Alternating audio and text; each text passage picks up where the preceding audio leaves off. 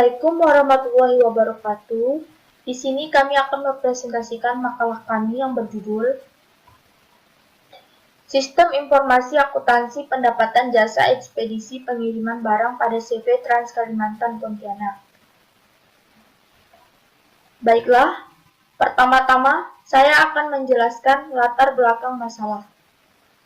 CV Trans Kalimantan adalah salah satu perusahaan yang bergerak di bidang jasa pengiriman barang. Dalam proses kegiatan jasa pengiriman barang, CV Trans Kalimantan masih menggunakan Microsoft Excel untuk menginput data transaksi customer. Penggunaan Microsoft Excel yang pengolahan atau pemrosesannya hanya menyimpan dan mengevaluasi data-data penting pada CV Trans Kalimantan sehingga menyebabkan terjadinya kesalahan pencatatan data yang mengakibatkan laporan pengiriman barang yang dihasilkan menjadi tidak akurat dan tidak tepat waktu. Ketika data disimpan dan data tersebut semakin banyak, maka untuk mencarinya perlu membutuhkan waktu yang lama. Adapun pengecekan data penerimaan, data pengiriman, data tarif, data kurir masih menggunakan cara dicek satu persatu dari buku yang telah dicatat oleh bagian administrasi. Melihat kelemahan yang ada pada CV Trans Kalimantan tersebut, maka perangkat lunak dengan sistem database harus membuat dengan tujuan mempermudah jasa pada CV Trans Kalimantan dalam proses pencatatan, pemrosesan, dan pengolahan data yang bertujuan untuk mengurangi kesalahan yang sering terjadi dalam pemrosesan tersebut. Selanjutnya, maksud dan tujuan. Yang pertama, memperbaiki sistem pencatatan data transaksi pengiriman barang dengan merancang sebuah aplikasi. Yang kedua, memudahkan manajemen dan mengambil keputusan dan untuk memperoleh informasi yang tepat dan akurat mengenai kegiatan usahanya. Yang ketiga, mengimplementasikan ilmu yang telah didapat selama belajar. Selanjutnya, metode penelitian. Di sini yang pertama ada metode pengumpulan data.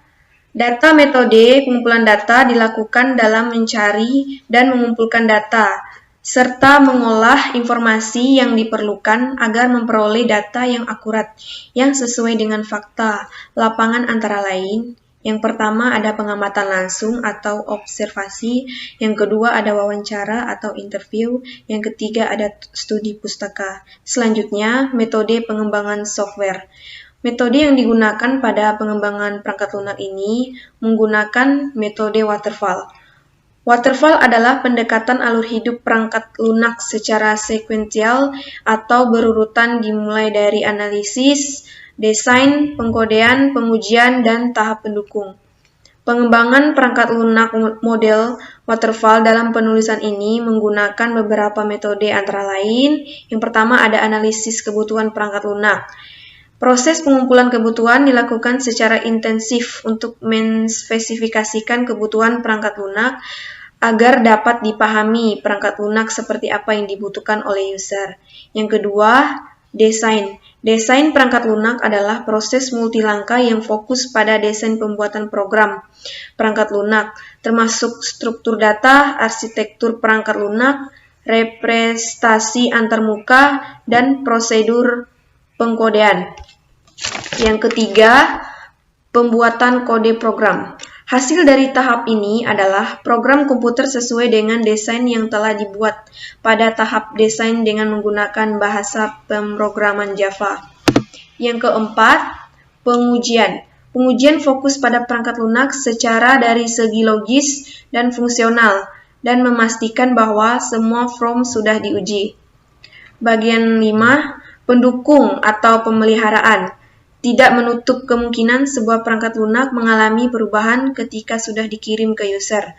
Perubahan bisa terjadi karena adanya kesalahan yang muncul dan tidak terdeteksi saat pengujian atau perangkat lunak harus beradaptasi dengan lingkungan baru.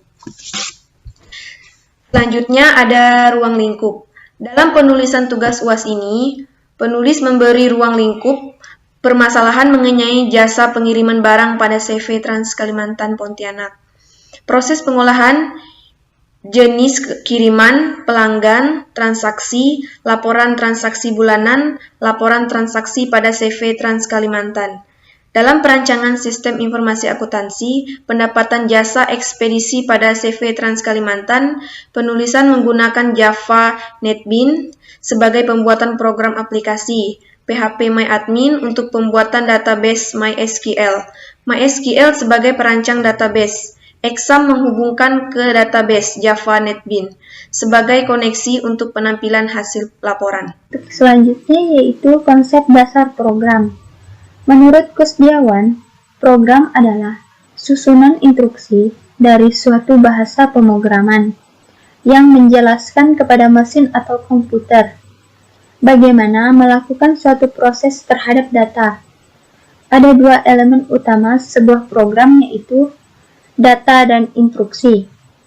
Data yang diwakili oleh variabel dan instruksi diwakili oleh komen. Setiap variabel harus diberi nama yang dilengkapi dengan tipe-tipe data dan melalui suatu instruksi diberikan nilai. Yang selanjutnya yaitu peralatan pendukung. Adapun peralatan pendukung yang digunakan dalam pembuatan program ini dijelaskan dalam sub-sub berikut ini. Yang pertama yaitu jasa, kedua ERD, ketiga LRS, keempat UML, kelima use case, keenam activity diagram, ketujuh sistem informasi akuntansi, kedelapan MySQL, kesembilan PHP MyAdmin, kesepuluh Java NetBeans, dan yang terakhir yaitu Exam. Baik, untuk selanjutnya yaitu ERD pada CV Trans Kalimantan Pontianak, yang terdiri dari beberapa entitas. Yang pertama yaitu entitas pelanggan. Pada entitas pelanggan memiliki atribut yang pertama ID pelanggan, nama, email, telepon, dan alamat. Kemudian, pelanggan melakukan transaksi. Pada entitas transaksi memiliki atribut yang pertama nomor nota, tanggal, alamat, berat, total harga, jenis barang, dan telepon. Kemudian, transaksi tersebut akan diproses oleh user. Pada entitas user memiliki atribut yang pertama ID user, username, dan password. Kemudian, user tersebut akan mencatat barang-barang yang akan dikirimkan. Pada entitas barang memiliki atribut yang pertama ID barang, nama barang, berat, jumlah, dan jenis barang. Kemudian, barang tersebut akan disiapkan oleh supir dan akan dikirimkan ke kota. Pada entitas supir memiliki atribut yang pertama ID supir, nama, telepon, nomor plat, nomor SIM, dan alamat. Selanjutnya yaitu entitas kota memiliki atribut yang pertama ID kota, kabupaten, dan nama kota. Baik, saya akan menjelaskan tinjauan perusahaan. Perusahaan merupakan suatu sistem yang bersifat fisik yang dikelola dengan menggunakan suatu sistem konseptual atau informasi. Tujuan perusahaan merupakan hal-hal mengenai sejarah terbentuknya perusahaan, struktur organisasi, serta fungsi struktur organisasi tersebut. Sejarah perusahaan. CV Trans Kalimantan berdiri pada 21 Oktober 2011 di Pontianak, Kalimantan Barat, berdasarkan akta pendirian perusahaan 008 dan surat tanda daftar perusahaan 0.13.3.3.47.06641. CV Trans Kalimantan merupakan perusahaan yang bergerak pada bidang jasa pengiriman barang, khususnya pengiriman daerah Kalimantan. CV Trans Kalimantan didirikan oleh Bapak Irwan Gumilar, yang awal berdirinya terletak di Jalan Imam Bonjol, Gang Garuda, Pontianak. Saat ini, CV Trans Kalimantan beralamat di Jalan Sudarso, Pontianak, Kabupaten Kuburaya.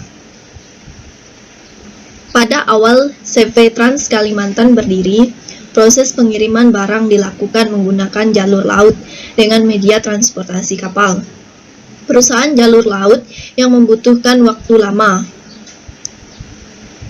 membutuhkan waktu yang lama dalam proses pengiriman, hingga 1 minggu, membuat CV Trans Kalimantan beralih menggunakan jalur darat dengan media transportasi truk. Penggunaan jalur darat akhirnya terbukti dapat mempersingkat waktu pengiriman yang awalnya 1 minggu menjadi 1 sampai 2 hari saja setiap kegiatan pengiriman barang. Struktur organisasi dan fungsi. Struktur organisasi dan fungsi adalah suatu susunan dan hubungan antara tiap bagian serta posisi yang ada pada suatu organisasi atau perusahaan dalam menjalankan kegiatan operasional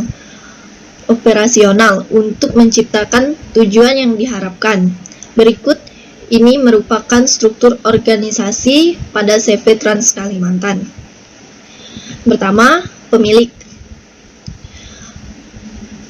Memimpin, mengkoordinasi, dan mengawasi kelancaran jalannya perusahaan secara menyeluruh serta bertanggung jawab atas kelangsungan berdirinya perusahaan. Admin. Admin menerima barang yang akan dikirim oleh customer. Supir. Supir bertugas mengantar barang ke tempat tujuan. Dan buruh packing barang yang akan dikirim. Selanjutnya, saya akan menjelaskan tinjauan kasus. Program ini dirancang menggunakan NetBeans sebagai bahasa pemrograman dan PHP-Admin sebagai database-nya. Kemudian, proses bisnis sistem berjalan. Yang pertama, prosedur registrasi. Customer datang ke tempat jasa pengiriman barang untuk melakukan pengiriman. Kemudian, customer menanyakan harga untuk melakukan pengiriman ke bagian administrasi. Setelah itu, bagian administrasi memberikan penjelasan mengenai harga dan memberikan daftar harga ke customer. Kemudian, customer menyerahkan barang yang akan dikirim setelah bagian administrasi membuat surat tanda terima barang dari customer. Yang kedua, prosedur pembayaran. Setelah customer mendapatkan surat tanda terima barang dari bagian admin, maka selanjutnya dilakukan penimbangan barang. Hasil dari penimbangan dimasukkan ke dalam nota pengiriman barang untuk mengetahui biaya pengiriman barang. Yang ketiga, prosedur pengiriman. Berdasarkan nota pengiriman barang, setiap minggu bagian admin merekap semua nota pengiriman. Nota pengiriman barang yang telah diisi akan dimasukkan ke dalam komputer. Maka hasil proses tersebut yaitu rekap nota bagian barang dan surat jalan supir. Surat jalan supir rangkap pertama diberikan kepada supir, sedangkan rangkap kedua diarsipkan bersama rekap nota pengiriman barang. Yang keempat, prosedur pembuatan laporan. Setiap akhir bulan, bagian admin membuat laporan dengan melihat rekap nota pengiriman barang, kemudian diserahkan kepada pemilik. Dokumen masukan. Dokumen masukan adalah sebagai bentuk masukan beberapa dokumen yang diolah di dalam proses untuk menghasilkan sesuai yang diharapkan. Adapun dokumen masukan yang digunakan untuk pengiriman barang pada CV Trans Kalimantan sebagai berikut. Yang pertama itu dokumen surat jalan. Yang kedua, nota pengiriman barang. Adapun dokumen keluarannya. Dokumen output atau dokumen keluaran adalah sebagai bentuk dokumen dari pengelolaan dokumen input perpustakaan berupa dokumen-dokumen yang mendukung segala kegiatan manajemen seperti dokumen hasil pencatatan atau laporan. Adapun dokumen keluaran yang dipergunakan pada sistem pengiriman barang CV Trans Kalimantan sebagai berikut. Yang pertama, dokumen surat tanda terima barang. Yang kedua, dokumen surat jalan supir. Yang ketiga, rekap nota pengiriman barang. Yang keempat, laporan pengiriman barang. Adapun permasalahan pokoknya, kurang lengkapnya data membuat laporan pengiriman barang yang dihasilkan menjadi tidak akurat dan tidak tepat waktu. Ketika data disimpan, data tersebut semakin banyak, maka untuk mencarinya perlu membutuhkan waktu yang tidak sedikit. Ini akan menjadi masalah pada efisiensi waktu kerja. Adapun pengecekan data penerimaan, data pengiriman, data tarif, data kurir masih menggunakan cara dicek satu persatu dari buku yang telah dicatat oleh bagian administrasi. Adapun pemecahan masalahnya, perangkat lunak dengan sistem database harus dibuat dengan tujuan mempermudah jasa pada CV Trans Kalimantan dalam proses pencatatan, pemrosesan, pengolahan data yang bertujuan untuk mengurangi kesalahan yang sering terjadi dalam pemrosesan tersebut. Selanjutnya, analisa kebutuhan software. Analisa kebutuhan software adalah penguraian dari suatu kebutuhan informasi yang utuh ke dalam bagian-bagian komponen dengan maksud untuk mengidentifikasi dan mengevaluasi permasalahan-permasalahan, kesempatan-kesempatan, dan hambatan-hambatan yang terjadi serta kebutuhan-kebutuhan yang diharapkan. Yang pertama, analisa kebutuhan. Di dalam kebutuhan ini akan dijelaskan proses-proses yang akan dilakukan oleh sistem. Dan yang kedua, use case diagram. Berikut adalah use case diagram dari proses registrasi, proses pembayaran, proses pengolahan data, dan proses pembuatan laporan. Pertama-tama, admin melakukan login. Selanjutnya, admin menginput data pengirim. Selanjutnya, admin menginput data pelanggan. Admin menginput data kota. Admin menginput data barang. Admin menginput data mobil. Lalu admin menginput data transaksi, selanjutnya admin membuat laporan, dan yang terakhir admin mencetak laporan. Dan yang ketiga, activity diagram. Di dalam activity diagram terdapat ada 6 activity diagram. Yang pertama, activity diagram login. Dan yang kedua, activity diagram input data barang. Yang ketiga, activity diagram pelanggan. Yang keempat, activity diagram input data kota. Yang kelima, activity diagram transaksi. Yang keenam, activity diagram cetak laporan. Berikut adalah contoh activity diagram pada input data kota. Pertama-tama, admin memulai memilih menu data kota. Selanjutnya, aplikasi menampilkan form data kota. Selanjutnya, aplikasi memilih tombol tambah data. Selanjutnya, admin memasukkan data kota. Selanjutnya, admin mengklik tombol simpan. Selanjutnya, aplikasi menampilkan data kota. Di sini, admin mempunyai dua pilihan. Untuk ubah, admin memilih data yang akan diubah. Selanjutnya, admin mengubah data kota. Selanjutnya, admin mengklik tombol ubah. Dan yang kedua, untuk hapus.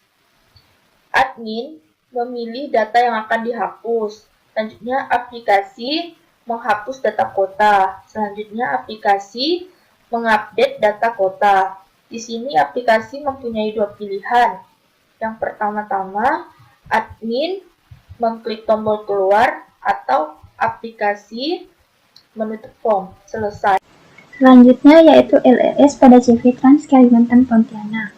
Yang pertama yaitu tabel detail yang beratribut nomor nota, nama barang, satuan, rinci, dan keterangan. Kemudian tabel pelanggan yang beratribut ID pelanggan, nama, alamat, telepon, dan email.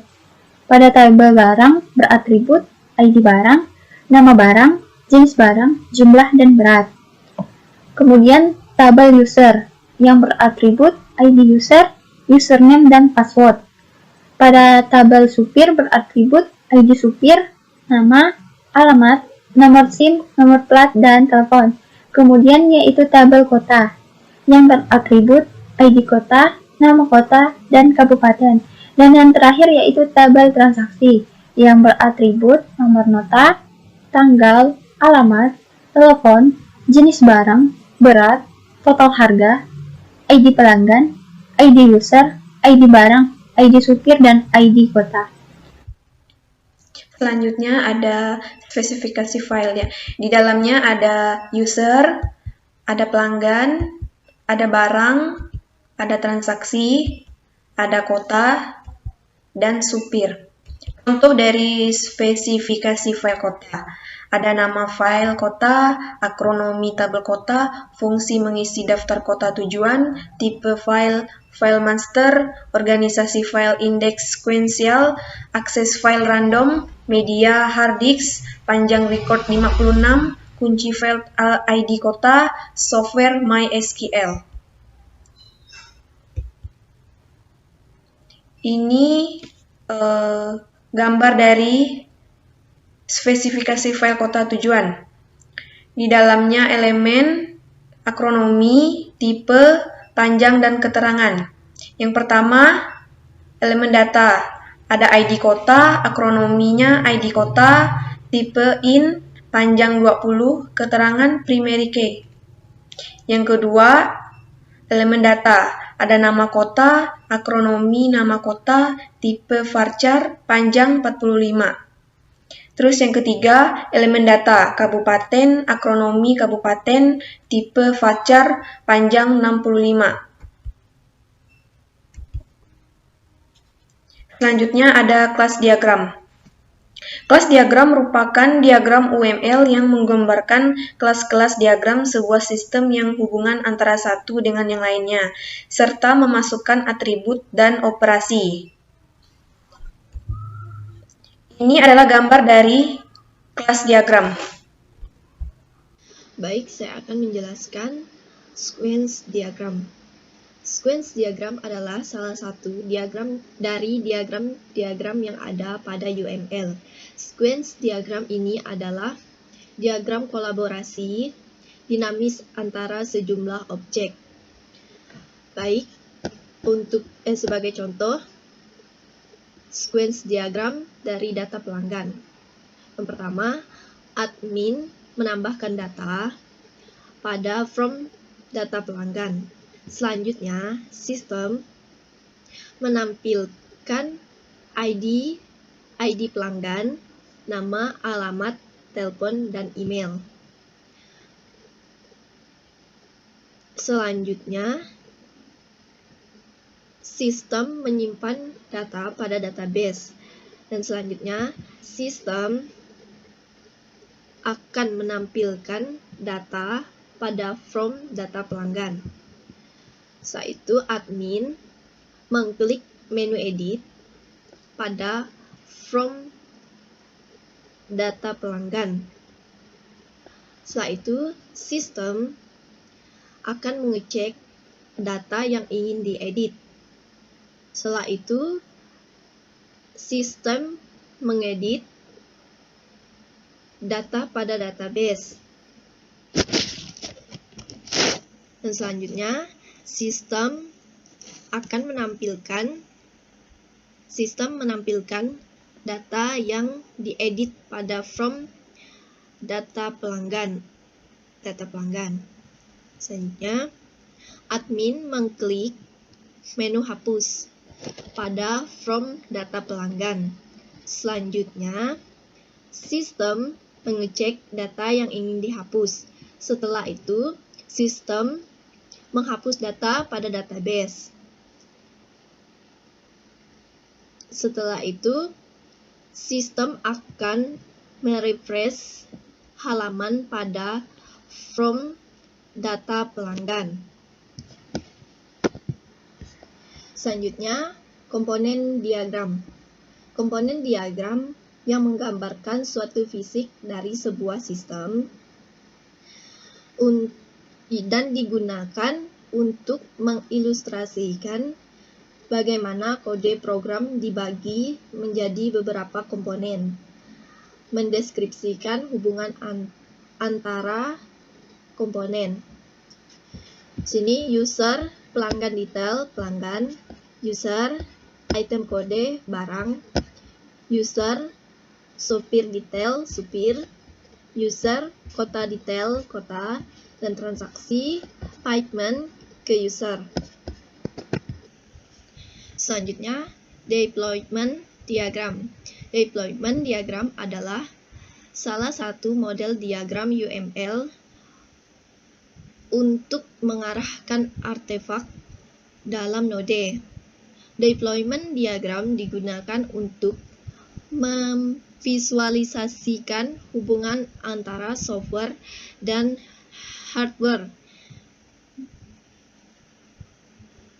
SQL dan database terhubung dengan Java, Java Web, dan aplikasi pemrograman juga terhubung dengan Java atau Web.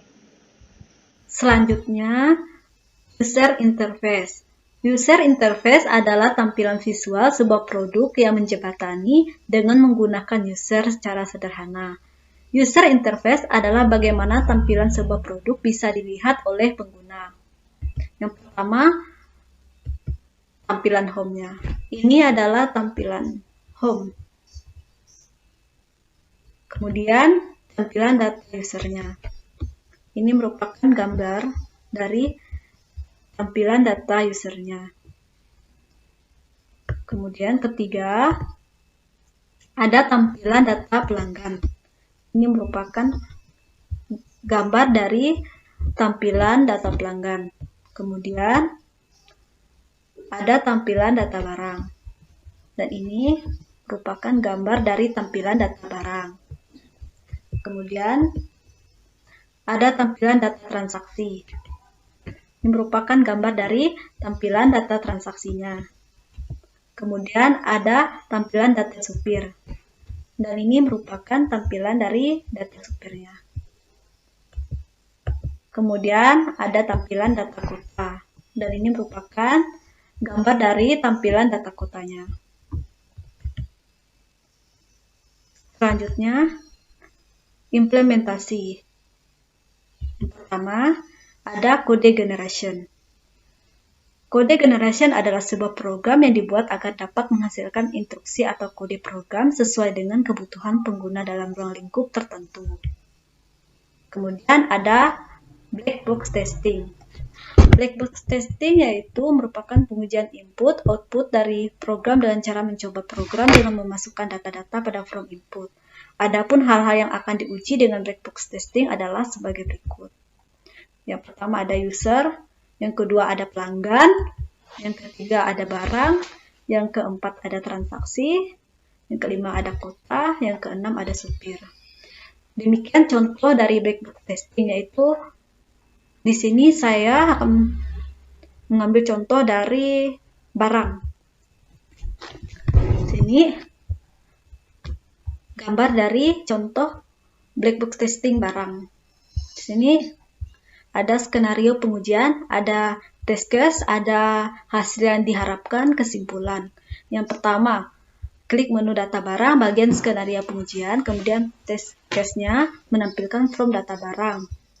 Kemudian hasil yang diharapkan adalah sesuai harapan, kemudian kesimpulan valid. Yang kedua, salah satu menu input data barang kosong, kemudian klik tambah data, bagian skenario pengujiannya. Di test case-nya, sistem tidak menyimpan data dan menampilkan pesan, harap periksa kembali data yang harus diisi.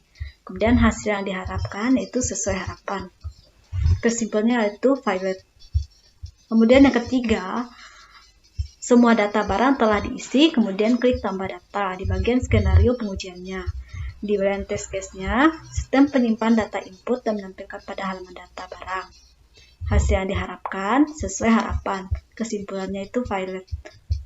Yang keempat, klik salah satu inputan pada halaman data barang, kemudian diedit bagian skenario pengujiannya. Bagian test case-nya, sistem akan mengubah data barang. Hasil yang diharapkan sesuai harapan, kesimpulannya itu valid. Kemudian yang kelima, klik salah satu inputan pada halaman data barang, kemudian klik hapus pada skenario pengujiannya. Test case-nya, sistem akan menghapus inputan yang dipilih. Hasil yang diharapkan yaitu sesuai harapan. Kesimpulan yaitu valid. Kemudian, spesifikasi software dan hardware. Pada tahap ini akan menjelaskan mengenai spesifikasi perangkat keras yaitu hardware dan perangkat lunak yaitu software yang digunakan untuk mengimplementasikan aplikasi pendataan jasa ekspedisi pengiriman barang pada CV Trans Kalimantan Pontianak. Yang pertama, spesifikasi perangkat keras. Ada komputer atau laptop, prosesor AMD quad-core A4 5000 1,5 GHz. Kemudian ada memori 4 GB. Kemudian HDD 500 GB. Kemudian monitor LCD 1464 bit. Kemudian yang kedua, spesifikasi perangkat lunak, yaitu ada sistem Windows 10, editor NetBeans 8.1. Yang ketiga, servernya itu ada SAM. Selanjutnya saya akan menjalankan program yang sudah kami buat. Pertama-tama, untuk menjalankan program yang sudah dibuat, aktifkan dahulu SAM-nya. Di sini SAM-nya sudah saya aktifkan.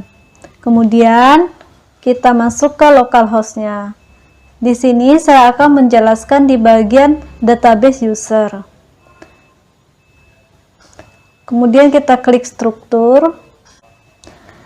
Di bagian database user ini ada ID user sebagai primary key-nya dan ada username, ada password.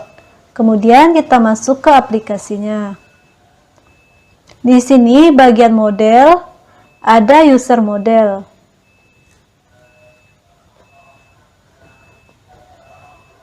Dan ini merupakan codingan dari user model.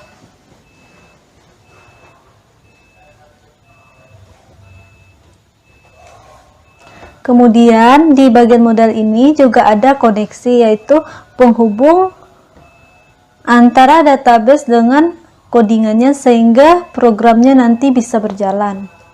Ini merupakan codingan dari koneksinya. Setelah itu kita masuk di controller. Di sini ada user controller. Ini merupakan codingan dari user controller. Kemudian di Webpack ada user JSP. Ini merupakan codingan dari user JSP-nya. Kemudian ada input user JSP. Ini merupakan codingan dari input user JSP-nya. Kemudian ada edit user JSP. Dan ini juga merupakan codingan dari edit user JSP-nya. Kemudian ada footer JSP dan ini codingannya.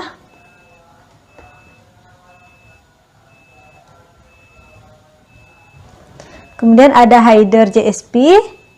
Ini codingan dari header JSP-nya.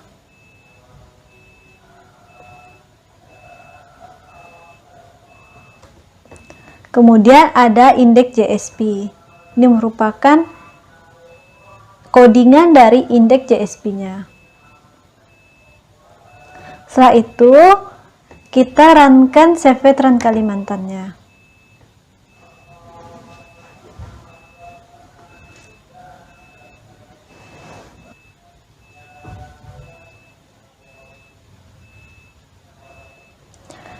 Dan ini merupakan tampilan halaman utama hasil run tadi. Kita klik di data master, kita klik data master user. Dan ini adalah data usernya. Di sini di data user ada ID user, username, password, ada aksi yaitu hapus dan edit. Jika kita ingin menambahkan data, maka kita bisa klik tambah data. Di from input user ini ada kembali, ada user, ID user, ada username, ada password, ada simpan, ada batal. Sini kita akan menambahkan data, maka pertama-tama kita masukkan ID usernya. Untuk menambahkan ID user, sini saya kasih contoh 1, 2, 3 sebagai ID usernya, kemudian username-nya saya tulis Yulin. Kemudian passwordnya saya tulis Yulinda.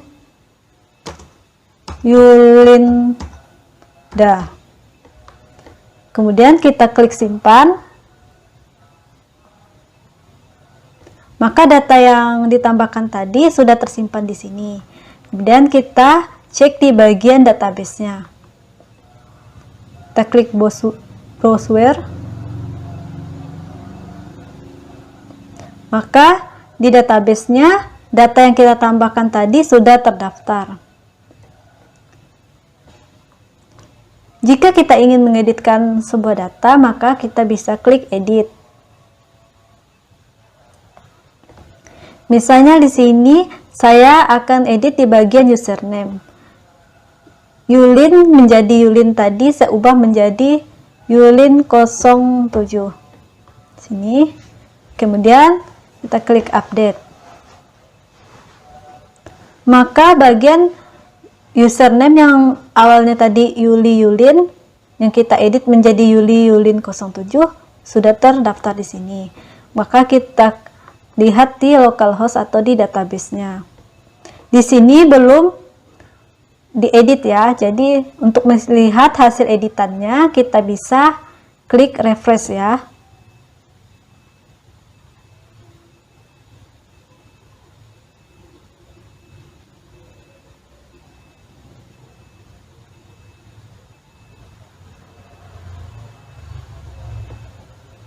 Maka tampilan hasil editannya sudah muncul ya. Kemudian jika kita ingin menghapuskan sebuah data, kita bisa klik hapus. Maka datanya sudah terhapus. Kemudian kita lihat di localhost. Di localhostnya data yang kita hapus tadi belum terhapus. Jadi jika kita ingin melihat hasil hapusan tadi, kita bisa klik refresh lagi. Maka data yang kita hapus tadi di database-nya juga sudah terhapus. Selanjutnya tabel pelanggan. Berikut adalah database pada tabel pelanggan. Di dalam tabel pelanggan terdapat ID pelanggan, nama, alamat, telepon, email. Setelah itu, berikut adalah codingan pada tabel pelanggan. Yang pertama, ini adalah codingan dari pelanggan model.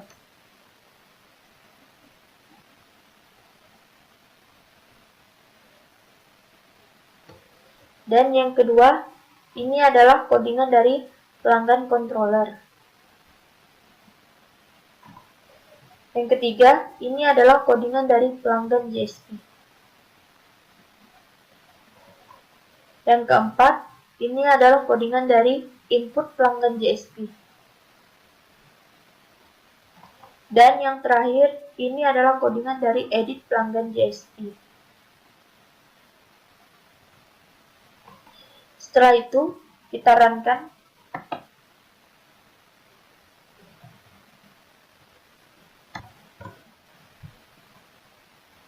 Ini adalah tampilan pada menu home. Pada data master, di sini terdapat data pelanggan, kita klik. Ini adalah data yang ada pada pelanggan. Tetapi, jika kita ingin menambahkan data pada pelanggan, kita klik tambah data, masukkan ID, masukkan nama,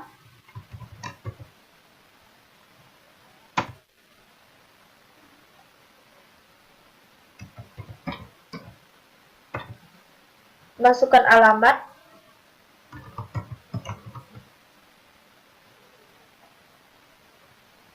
masukkan nomor telepon,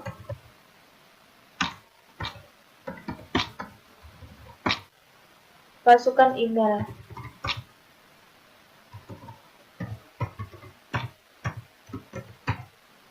Lalu disimpan.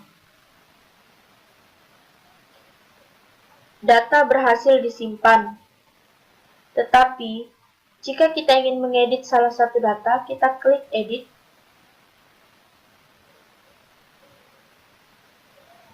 Kita akan mengubah pada kolom nama.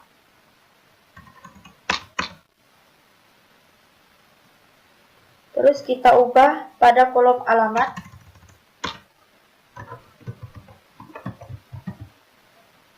Setelah diedit, kita klik update.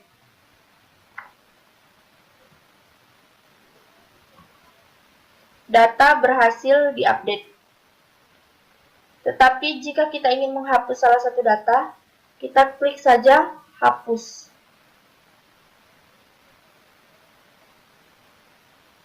Data berhasil dihapus.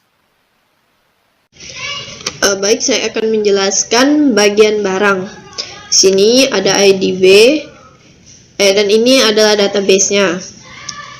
ID B sebagai primary key, ID barang, nama barang, jenis barang, jumlah, dan berat. Selanjutnya kita buka aplikasi NetBeans. Yang pertama adalah barang model .java, dan ini adalah codingan dari barang model .java.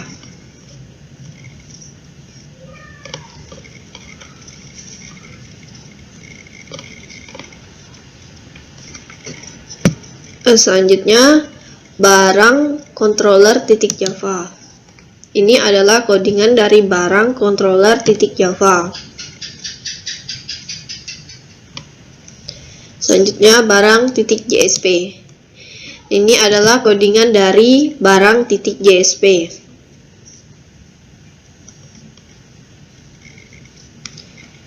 Selanjutnya edit barang .jsp. Ini adalah codingan dari edit barang .jsp.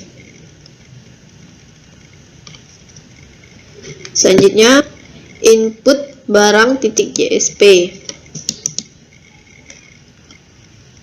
Ini adalah codingan dari input barang .jsp.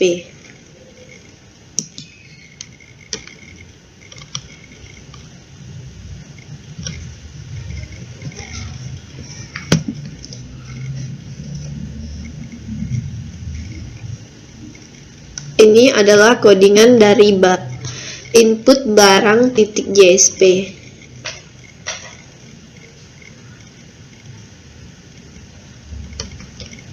Selanjutnya kita run CV Trans Kalimantan Pontianak. Klik run. Ini adalah hasil run dari CV Trans Kalimantan Pontianak. Kita klik data master.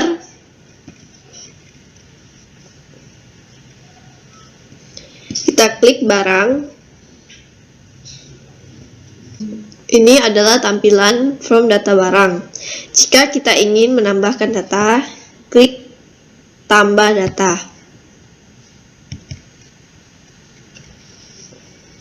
Sebagai contoh, kita masukkan ID barang.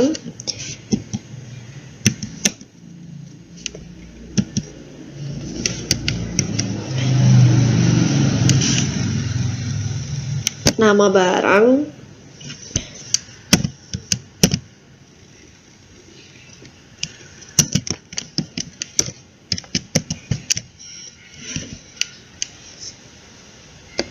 Jenis barang,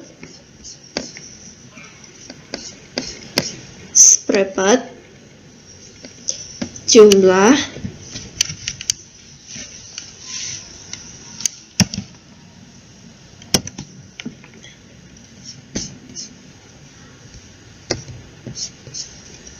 masukkan berat,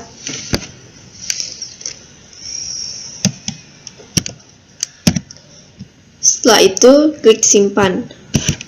Data yang telah ditambahkan tadi akan tampil di from data barang. Ini adalah data yang ditambahkan. Jika kita ingin mengedit data, maka klik edit. Di sini saya akan mengedit data yang tadi ditambahkan. Nama barang,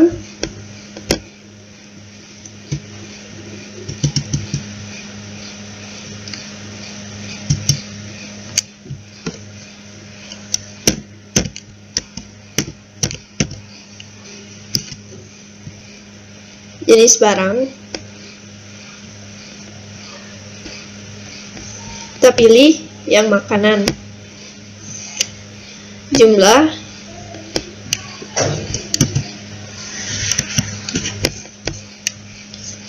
dan berat.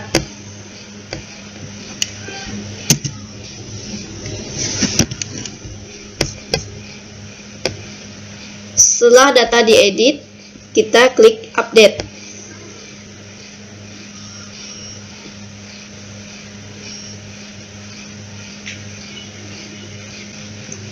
Data yang kita edit tadi sudah berubah, dan jika kita ingin menghapus data, maka klik hapus.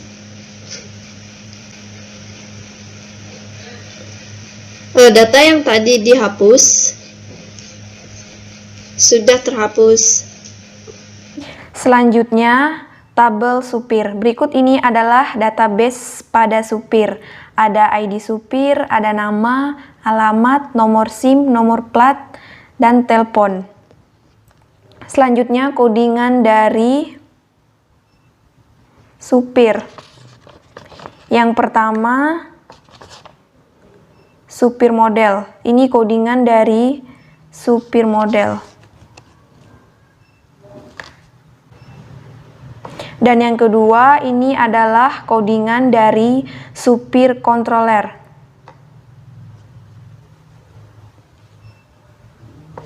Dan yang ketiga, ini adalah codingan dari supir JSP.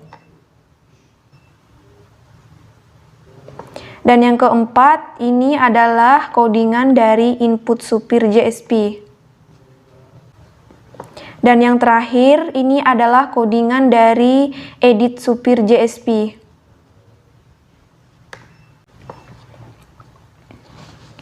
Setelah itu, kita runkan pada CV Trans Kalimantan Pontianak.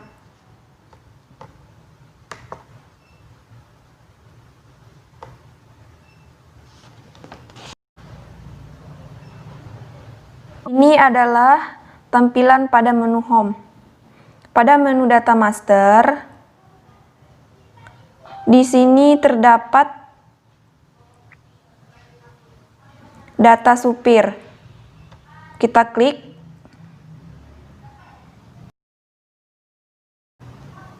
Adalah data-data yang ada pada supir. Jika kita ingin menambahkan data, kita klik data. Kita masukkan.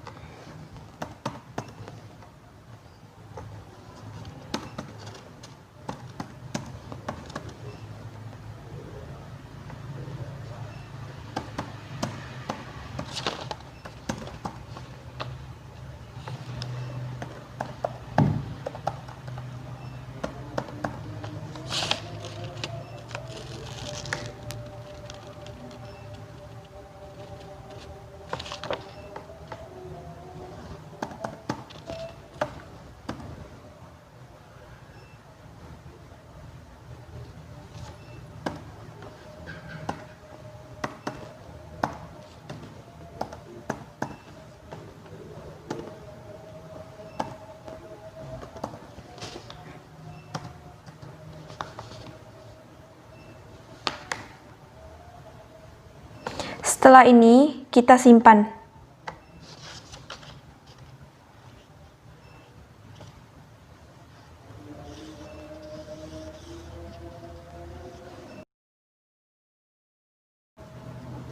Data ini telah berhasil ditambahkan. Jika kita ingin mengedit salah satu, kita klik edit.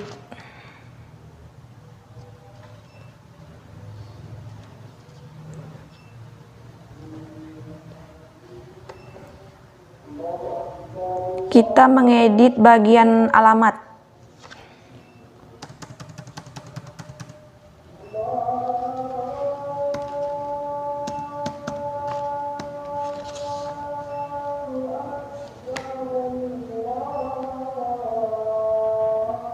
Setelah itu kita update. Dan data ini pun telah berhasil diupdate.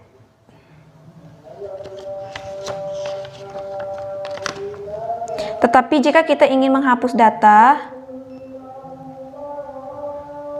kita klik hapus. Dan data pun berhasil dihapus. Selanjutnya yaitu tabel kota. Berikut ini adalah database kota yang terdiri dari ID kota, nama kota, dan kabupaten. Berikut ini adalah codingan dari kota. Yang pertama yaitu codingan pada kota model Java.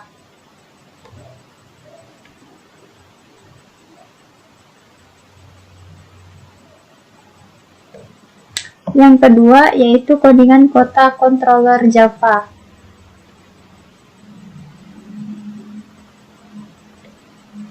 Yang ketiga codingan kota JSP.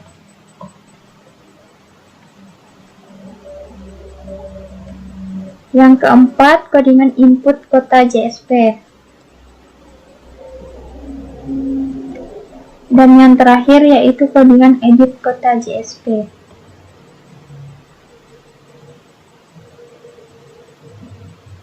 Selanjutnya kita run.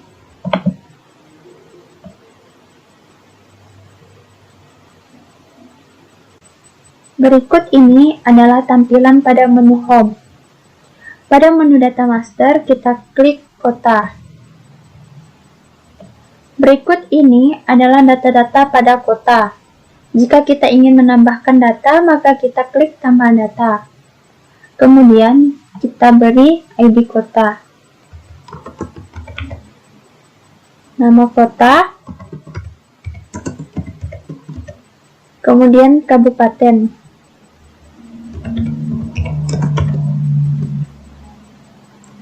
Jika sudah kita tambahkan, maka kita klik simpan. Maka akan tersimpan seperti ini.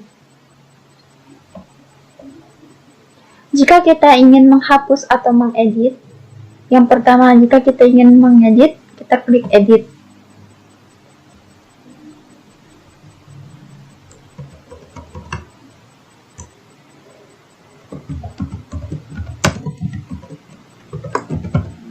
Kemudian kita klik update. Kemudian sudah terupdate. Jika kita ingin menghapus, maka kita klik hapus. Selanjutnya di database transaksi. Kita klik struktur. Di bagian database transaksi ini ada nomor nota sebagai primary key-nya, ada tanggal, alamat, telepon, jenis barang, berat, sama total harga. Kemudian kita masuk di aplikasinya, kita lihat di bagian model. Di bagian model ini ada transaksi model. Dan ini merupakan codingan dari transaksi modelnya.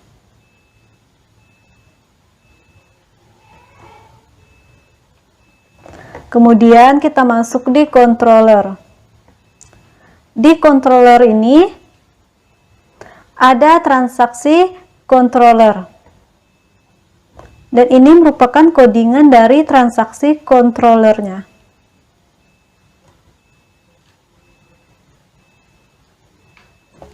Kemudian kita masuk di webpage. Di webpage ini ada transaksi JSP.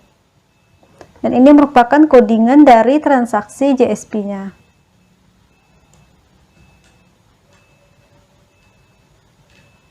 Kemudian ada input transaksi JSP. Ini merupakan codingan dari input transaksi JSP-nya.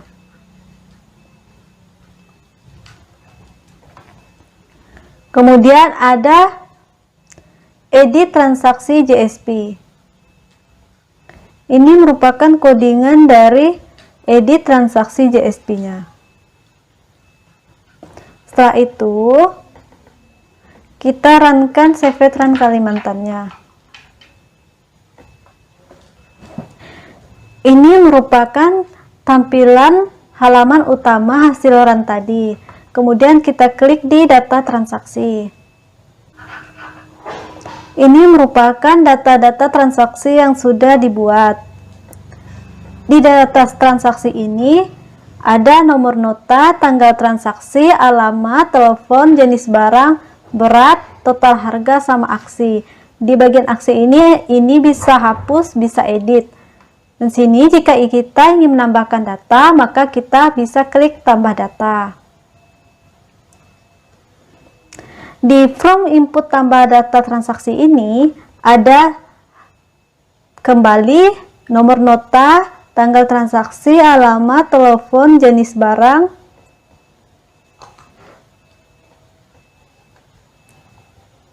berat, total harga, simpan, sama batal. Di sini kita akan menambahkan data. Pertama-tama kita masukkan nomor notanya. Di sini misalnya saya masukkan nomor notanya yaitu 112243.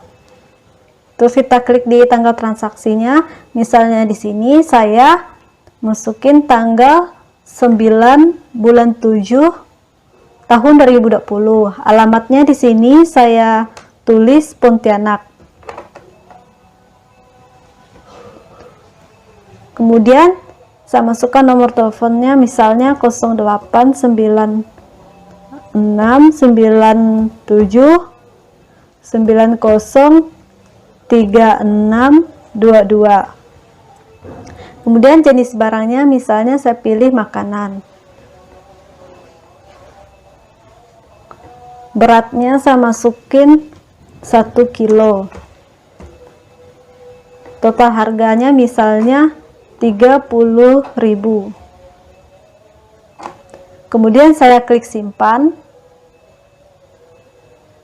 Maka data yang sudah dibuat tadi terdaftar di sini. Kemudian kita lihat di localhost atau di database-nya. Kita klik browser.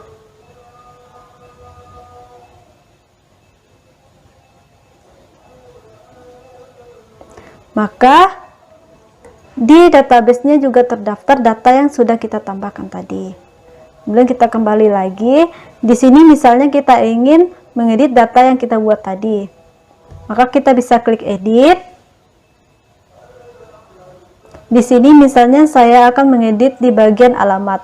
Alamat ini saya edit menjadi Sanggau. Kemudian saya klik update. Maka data yang bagian alamat yang awalnya Pontianak setelah diedit menjadi Sanggau. Maka kita lihat di bagian database-nya kembali. Di sini masih belum berubah, masih tetap Pontianak. Maka kita klik refresh.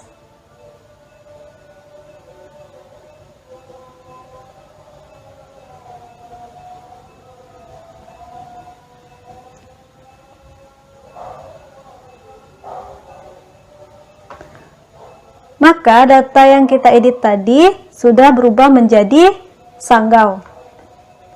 Setelah itu, jika kita ingin menghapus sebuah data yang kita buat tadi, kita bisa klik hapus. Maka data yang kita buat tadi sudah terhapus. Dan kita cek lagi di database-nya. Di sini di bagian database-nya belum terhapus. Jadi kita bisa klik refresh untuk melihat hasil hapusan tadi.